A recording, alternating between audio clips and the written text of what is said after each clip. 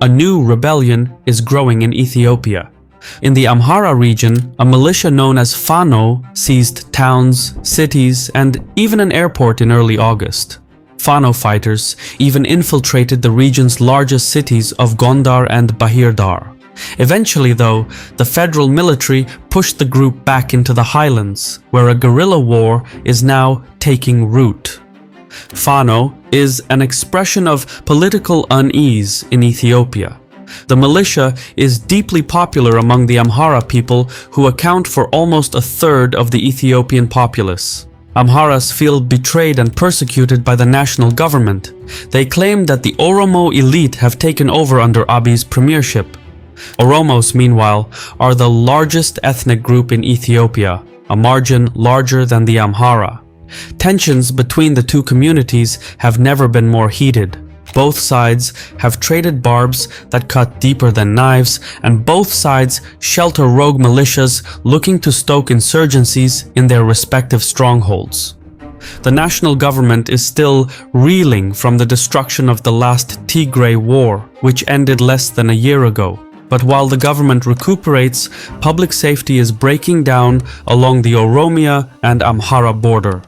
If left unchecked, Ethiopia and Africa at large could witness its most deadly conflict in over a century.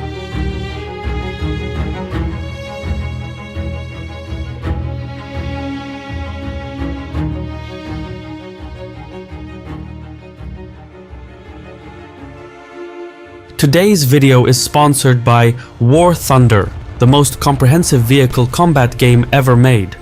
War Thunder is available on PC, PlayStation, and Xbox, and in cross-play between the platforms with no purchase necessary, just download and play.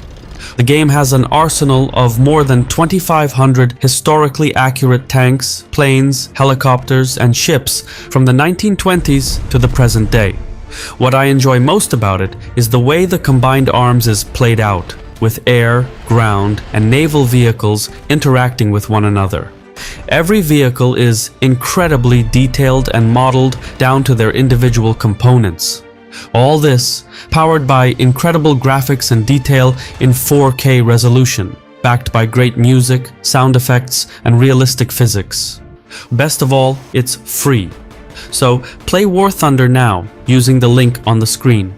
Upon registration, you will get a large free bonus pack that includes multiple premium vehicles, premium account, boosters, and much more. But that's not all. To celebrate the new year 2024, all players grab 3 exclusive Gaijin snail decals until the end of January to festively decorate your vehicles with, available for a limited time only. So don't miss it. Nestled deep in Africa, Ethiopia is the continent's second most populous country and a cornerstone of regional security. On paper, it has all the prerequisites to step up as a powerhouse. However, Ethiopia has a history tainted with violence. It is one of the poorest countries on the continent, known for droughts, famine, and periodic civil conflicts. The source of its troubles lies in its internal composition. Like a mosaic, the country is shaped by 11 ethnic regions, with as many as 80 distinctive ethnic groups, held together by an artificially constructed idea of what it means to be Ethiopian. The largest ethnic groups are Oromos and Amharas, who account for roughly 32% and 28% of the population respectively. Other ethnic groups worth mentioning are Tigrayans and Somalis, who each represent 6.5% of the people. Additionally, 9 ethnic groups have over 1 million members, and the total population can be further split along its 2 chief religions, Islam and Christianity. Still more complicated, these ethno-religious communities are spread interchangeably across a vast and rugged terrain where the federal government has always struggled to exercise control. As a result, Ethiopia's distinctive communities don't always get along, and the country's political landscape is largely overshadowed by back-and-forth power struggles between its distinctive cultures. Throughout its timeline, insurgencies have been a near-constant occurrence, with each ethnic group trying to climb the ladder of power and dominate over the others. Eventually, its attempt would be checked by other groups, who would then try to do the same, with predictable results. Therefore, every government in Addis Ababa has had to take great care in maintaining a brittle equilibrium. Disturbances in the equilibrium would usually be followed by periods of communal violence. Given this point, Ethiopian history is much like a perpetual feud without a finish line. The current conflict between Amhara rebels and the federal government traces its roots to Tigray. Lawmakers from the Tigray region dictated Ethiopian politics for nearly 3 decades. In 1991, a new coalition government came to power in Addis Ababa. Political reforms followed, and a new national system was designed to appease the largest ethnic groups. However, the arrangement backfired. Dozens of minority groups were left unrepresented and dwarfed by the regional majorities. A disproportionate system emerged where the leadership hailing from the Tigray region monopolized Ethiopian politics at the national level. Tigrayan power brokers came to rule over the country, often ruthlessly. They gained exclusive rights to Ethiopia's economy, its natural resources, and billions of dollars in international aid and loans. In 2018, Abiy Ahmed, who himself had Oromo, Amhara, Muslim, and Christian roots, ascended to power. Under his leadership, a coalition government was formed that included new power brokers as well as old ones. There was a brief glimpse of hope. Political prisoners were freed, state enterprises were privatized, and a peace agreement was signed with neighboring Eritrea. These swift reforms earned Abiy a Nobel Peace Prize in 2019, but once the honeymoon was over, the coalition government turned on itself. Abiy was bent on breaking Tigray's autonomy, power, and influence, with the ultimate aim being to centralize the state. Predictably, this did not sit well with the Tigrayan elite, which found itself increasingly isolated. By 2020, Tigray lawmakers found themselves in the back seat of the coalition that they had previously ruled. Failing to reach an understanding, hostilities broke out between the federal government and the Tigray region. Ethiopia, true to its mosaic nature, returned to its old, violent habits. Tigray forces withdrew to their mountainous region and prepared an armed rebellion against Abiy's government. While at first the conflict began as a political strife, it quickly gained an ethnic dimension as indiscriminate mass killings became the norm. Combat momentum swung back and forth. Despite the initial setbacks, Tigrayans rapidly reorganized and launched a counterattack. What began as a swift military operation by Abiy's federal forces aimed at subduing the Tigray region turned into a protracted, all-out war. Not long after, Tigrayan rebels allied with like-minded Oromo separatists in the south and marched in concert towards the federal capital, Addis Ababa. The rebel offensive came to a stone's throw away from the capital. Desperate for manpower, Abiy reached out to domestic allies and authorized the formation of ethnic militias. The federal army received a massive boost as a result, and the ensuing counteroffensive secured the capital from hostile takeover. By November 2022, combat came to a halt. Abiy and his Tigray counterpart agreed to suspend hostilities, but turning the ceasefire deal into a lasting peace proved more difficult than expected. Ruling a divided nation like Ethiopia, in a rugged and mountainous country no less, was never going to be an easy task. The Tigray conflict, however, exacerbated ethno-nationalist fault lines. In the years since the fighting, with casualties in the hundreds of thousands, ethnic tensions are now at an all-time high. Lack of trust, ethnic profiling, forced displacements, and mass killings have left a lasting scar on Ethiopian society. In normal circumstances, a nation would need decades to heal from such wounds, but Ethiopia doesn't have decades. Abiy's employment of ethnic militias to save Addis Ababa mainly included Fano fighters from the Amhara region. Fano is an ethno-nationalist group that claims to represent the people of Amhara. In its current form, Fano traces its roots to 2016, when Amhara demonstrations toppled the Tigrayan-led government in Addis Ababa. Fano members are Amhara nationalists, driven by a higher purpose of what it means to be Ethiopian. They believe that Amharas are subjected to a silent genocide and that they should be the ones governing the Ethiopian state, as they did during the imperial rule of Haile Selassie and later the communist Derg.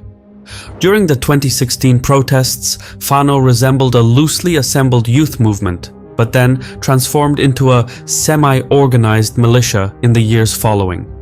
Fano then became one of the federal government's key allies during the Tigray hostilities. Its troops fought in the forests and mountains, crossed rivers, and took on massive losses. Fano militants were instrumental in the final counterattack that rescued the federal capital and Abiy's political future. But Fano's involvement wasn't just distant politics, it was close and personal.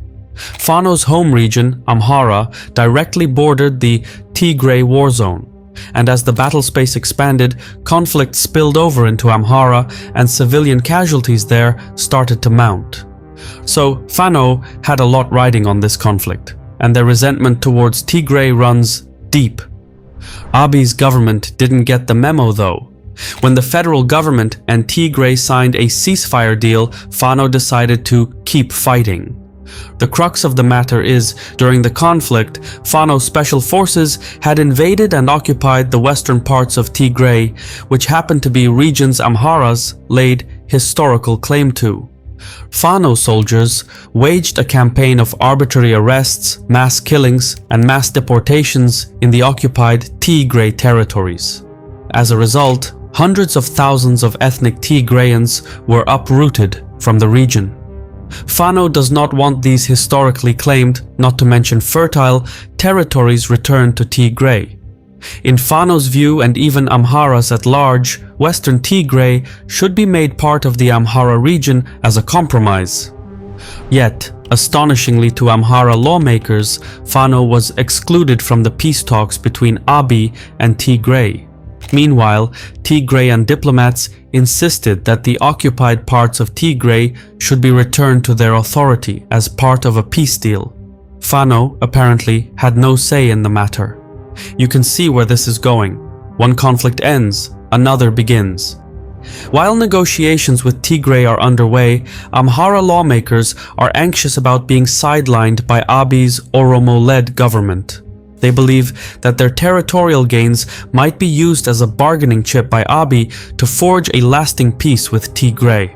In addition, the Amhara elite are apprehensive about the status of the federal capital. Addis Ababa lies at the nexus of the Oromia region, but is populated mainly by ethnic Amharas. In recent years, there have been indications that Abiy might be looking to change the status and ethnic composition of Addis Ababa to appease his Oromo patrons.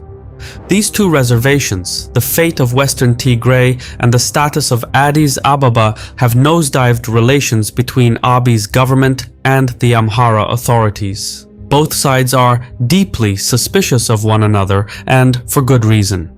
The Amhara elite and Fano militants believe that Abiy's government is working towards the Oromization of Ethiopia, and that the Amharas will be marginalized in the process. This fear is made all the more credible due to Abiy's rhetoric. In June 2022, the Prime Minister held a speech that raised the alarm in Amhara. He emphasized that despite being the largest ethnic group, Oromos have not received their fair share in political and economic space. He then proceeded to accuse ethnic Amharas of dominating the country's political structures. Abiy's speech was thoroughly populist and resonated with the discourse of the Oromo political elite. Some, however, took it to heart. Immediately following the speech, communal violence broke out in the Gimbi County of the Oromia region, which left more than 550 Amhara civilians dead. It was the first shot in the coming conflict. The federal government blamed an Oromo-based separatist militia known as Ola, but the perpetrators were never apprehended. Amharas, meanwhile, see the Gimbi massacre in the broader context of Oromization. Not surprisingly, Fano refused to disarm and fall in line with the federal government. A year later, in August 2023, Fano flipped the script and ambushed federal army units and outposts in the Amhara region, seizing several towns and cities in the assault. 2 weeks later, the federal army wrested back control of Amhara's towns from Fano, who then retreated into the countryside. Having prevailed over Tigrayans, Abiy may feel confident he can make short work of Fano. The Amhara-based militia is not as organized nor as armed as the Tigrayan army, so Abiy might be willing to take on that fight.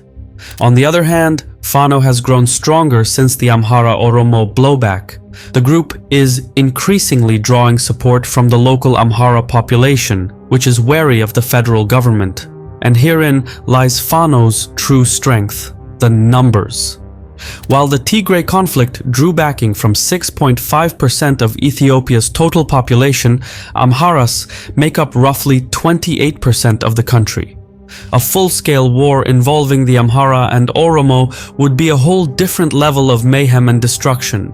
It would make Tigray look like a warm-up to the conflict that is to come.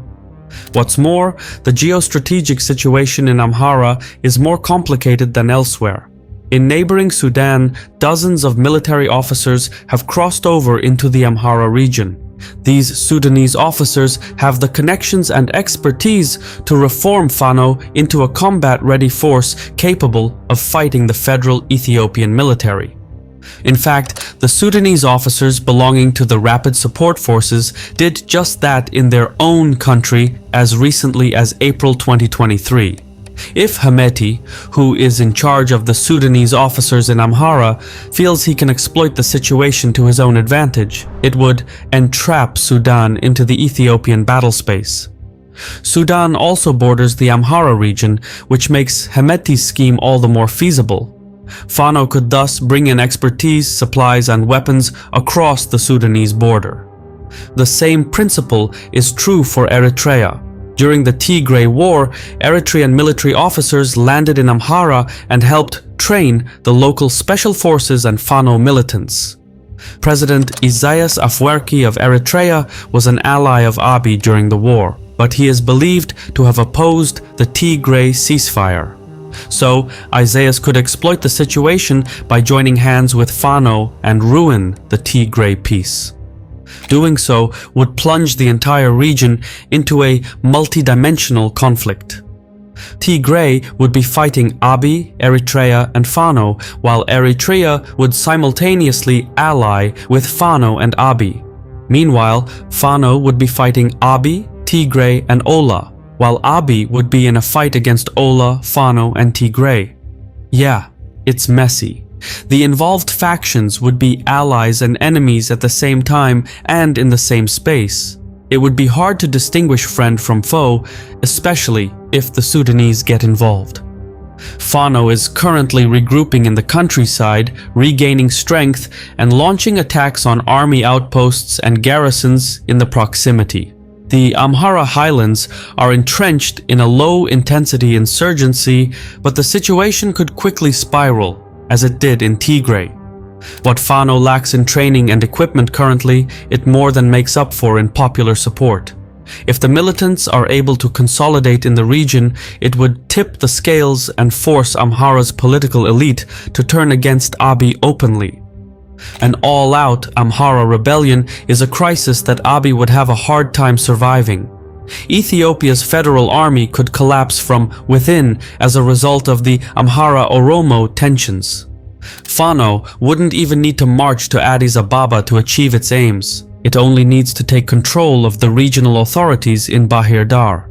Article 39 of the Ethiopian Constitution grants regional authorities the right to unilateral secession. If that article is invoked in Bahir Dar, it could trigger a domino effect and encourage other regions to do the same. Ethiopia would then be a thing of the past. True, it's all ifs and whens for now, but a country as geographically and culturally divided as Ethiopia cannot take any chances. By and large, Ethiopia has existed in a coherent form for more than 2 millennia. It has survived foreign invasions, attempts at colonization, and dictatorships. But a country cannot live off old glories. Past success is no guarantee of future success. At present, Ethiopia's fuse is lit, but the country is worth salvaging. The government needs to backtrack its harmful decisions and try to broker a deal with Fano before it's too late. If left unchecked, the rebellion in Amhara will gain momentum. The intensity of insurgency will increase. Abiy must act sooner than later. Otherwise, a winner of the Nobel Peace Prize will find himself waging his second armed conflict. I've been your host Shirvan from Caspian Report. Remember to play War Thunder now on PC, PlayStation or Xbox using the link on the screen. Upon registration, you will get a large free bonus pack that includes multiple premium vehicles, premium account, boosters, and much more. To celebrate the new year, 3 exclusive Gaijin snail decals will be available until the end of January to festively decorate your vehicles. Available for a limited time only. So, don't miss it. Thank you for watching and Sarol.